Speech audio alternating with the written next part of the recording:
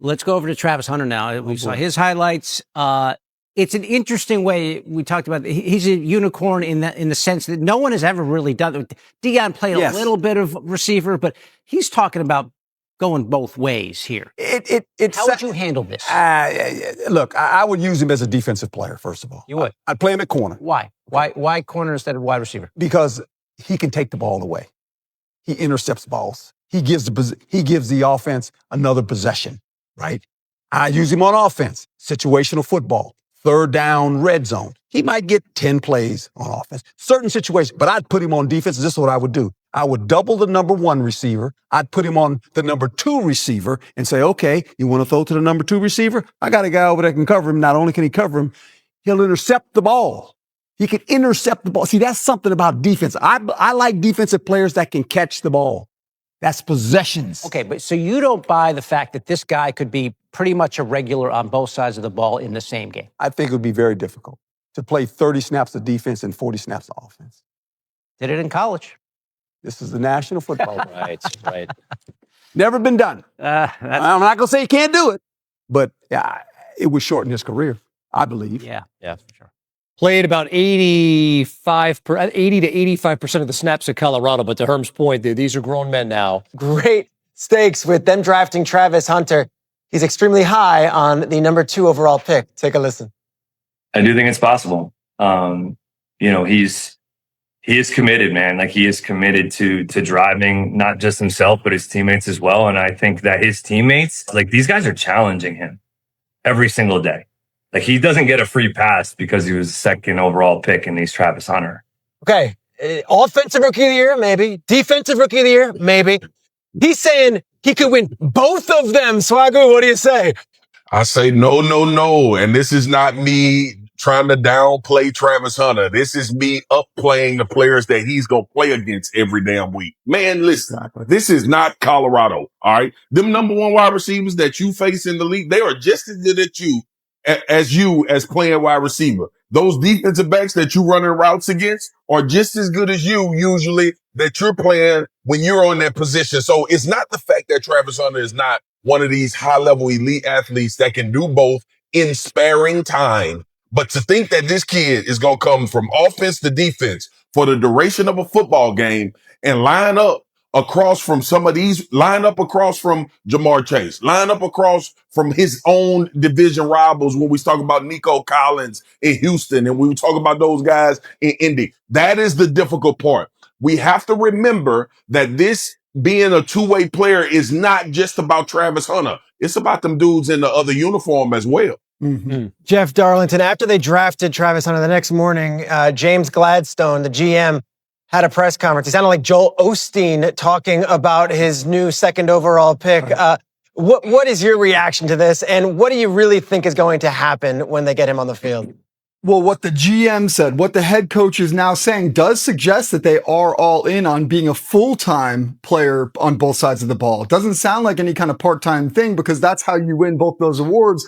But to Swagoo's point, he mentioned the fact that it's about going through an entire game. It's also about going through an entire season. Our boy Hembo back there with the stat man sending me these stats about Travis Hunter's ability to play in 2023, 24, more snaps than any other college player. This is not college anymore. That's cool. I get that. He did amazing things. And I'm not trying to Marcus's point, this is not about Travis. He could change the game, but this is a different beast at this level. Every single rookie you ask when they come in, they'll tell you the hardest thing in the world is the speed of the game. Dealing with that on both sides of the ball will be the biggest challenge he's faced in his career. Welcome to the NFL's boldest experiment in decades. Travis Hunter, the 2024 Heisman Trophy winner, isn't just a player, he's a phenomenon, a unicorn. The Jacksonville Jaguars know 2 overall pick is attempting the unthinkable, playing both wide receiver and cornerback at an elite level in the National Football League. This isn't college anymore, this is the big stage, where grown men battle, and the stakes are sky high. In his preseason debut against the Pittsburgh Steelers on the 9th of August, 2025, Hunter played 10 snaps on offense and 8 on defense, snagging 2 catches for 9 yards but missing a tackle on D. Was this a glimpse of greatness or a warning sign of a dream too big? But can Hunter's body and mind withstand the NFL's relentless grind? Let's dive into the controversy surrounding his two-way gamble. The debate is raging. Is Travis Hunter's two-way ambition a stroke of genius or a recipe for disaster?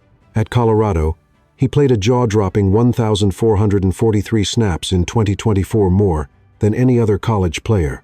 He was a first-team All-Big 12-star on both sides of the ball. But this is the NFL, where the speed is faster, the hits are harder, and the competition is ferocious. Analyst Herm Edwards warns, these are grown men now. Swagoo agrees, saying Hunter faces elite receivers like Jamar Chase and Nico Collins, who match his talent pound for pound. The Jaguars' plan: use him primarily as a slot receiver and an outside corner in specific packages. But here's the kicker. Some experts, like Jay Glazer, argue he's better suited as a full-time cornerback, locking down two receivers and snagging interceptions for extra possessions. Why? Because a single pick can change a game, while a 9-yard catch might not. Others, like Stephen A. Smith, see him shining brighter on offense, citing his elite ball skills. The stats don't lie. Hunter's projected to catch 80 passes for 967 yards and 6 touchdowns in 2025, per ESPN. But splitting time could sap his stamina, risk injury, and shorten his career. Davante Adams doubts it's even possible, saying, "That's just too much mileage, man." So, is Hunter a game changer or a burnout waiting to happen? While Hunter's two-way quest steals headlines, another Jaguar made history in that same game. Let's talk about a kick that shook the NFL. On the 9th of August, 2025, in the Jaguars' preseason clash with the Steelers, kicker Cam Little didn't just make a field goal, he shattered expectations. A monstrous 70-yard boot at the half, soaring past Justin Tucker's NFL record of 66 yards set in 2021. The crowd erupted as holder Logan Cook raised his arms, and Travis Hunter himself body bumped Little in celebration. But here's the gut punch. It was preseason, so it doesn't count. Little, unfazed, told ESPN, "It does suck, but I'm just going to have to go out there and make it again." This 6th-round pick from Arkansas, who nailed 27 of 29 field goals as a rookie, is part of a new breed of NFL kickers pushing the boundaries of what's possible. He predicts more 70-yarders are coming, saying, "The bar is getting set so much higher." In 2024, the NFL saw 1,234 field goal attempts, with 85.6% accuracy league-wide per NFL.com. Kickers are evolving, training like athletes, and turning 60-yarders into routine. But can Little's leg redefine the game? Or was this a one-time wonder? From Hunter's two-way grind to Little's record-breaking leg, the Jaguars are rewriting the NFL script. But how did their big night unfold? Let's break down the game. The Jaguars-Steelers preseason opener on the 9th of August, 2025, was a roller coaster of hype and heartbreak. Jacksonville fell 31-25. But the story wasn't the score. It was the audacity of their rookies. Travis Hunter's debut was a mixed bag. 10 offensive snaps, 2 catches for 9 yards, and a missed tackle on defense. Critics pounced, questioning if the NFL's speed was too much. But let's not forget, he faced a Steelers squad led by backup QB Mason Rudolph, who carved up Jacksonville's starters, going 9 for 1, 0 for 84 yards and a touchdown. Third-stringer Skylar Thompson added 233 yards and 3 scores. The Jaguars' defense, ranked 30th in fantasy points last season, got exposed early. Offensively, Trevor Lawrence, back from a scary concussion in 2024, went 6 for 7 for 43 yards, but took a hard hit on a scramble. 4 dropped passes by other receivers didn't help. Yet, amid the chaos, Cam Little's 70-yard bomb stole the show, a beacon of hope for a team searching for identity. The Steelers rested stars like Aaron Rodgers and T.J. Watt, but their depth overwhelmed. Was this a wake-up call for Jacksonville, or a sign their bold bets on Hunter and Little will pay off? The Jaguars' loss raised big questions, but Hunter's fantasy football value is an even bigger mystery. Can he dominate your roster, or is he a risky gamble? Attention, fantasy football fanatics.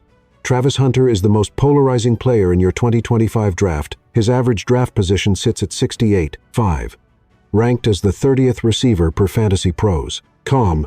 But here's the catch. His value is a wild card. At Colorado, he racked up 96 catches, 1,258 yards, and 15 touchdowns, while locking down QBs with 4 interceptions and 15 passes defended. ESPN projects 80 catches, 967 yards, and 6 TDs in the NFL. But that's if he stays fresh. Playing both ways could wear him down, especially against beasts like Jamar Chase or division rivals in Houston and Indy. His teammate Brian Thomas Jr., with 87 catches and 10 TDs as a rookie, might steal targets from Trevor Lawrence. Fantasy managers are torn. Draft Hunter for his upside, or avoid the risk of injury and fatigue. One thing's clear, his defensive prowess, while game-changing for the Jaguars, won't score you points in standard leagues. So, do you roll the dice on this two-way titan, or play it safe with a proven WR1? The choice could make or break your season. Whether you draft Hunter or not, one thing's certain: the NFL is evolving. Let's wrap up with why this season is a turning point for the league. The NFL is at a crossroads, and players like Travis Hunter and Cam Little are rewriting the rules. Hunter's two-way gamble isn't just about one man. It's about pushing the limits of what's possible. If he succeeds, he could redefine positional value, becoming a dual-threat legend who wins Offensive and Defensive Rookie of the Year. The Jaguars' GM James Gladstone called him a generational talent, and Coach Liam Cohen's all in on the experiment. Meanwhile, kickers like Little are turning field goals into game-changing weapons. His 70-yard stunner is a sign of things to come. In 2024, NFL kickers hit 85.6% of their attempts, and the bar keeps rising. As Little said, "There's going to be a guy this season who kicks a 70-plus yarder. I'd bet my money on it." From two-way phenoms to long-range snipers, the NFL is evolving into a faster, bolder, more unpredictable beast. Will Hunter and Little lead the charge? Or will the league's brutal demands crush their dreams? One thing's for sure, you can't take your eyes off this season. Stick around as we wrap up with a call to action you won't want to miss. That's it for today's deep dive into the NFL's bold new era. Travis Hunter's two-way quest and Cam Little's record-shattering kick are just the beginning. Hit that subscribe button, smash the like, and drop a comment. Can Hunter dominate both sides of the ball, or will the NFL grind him down? Follow us for more jaw-dropping updates, and don't miss a single snap of the 2025 season.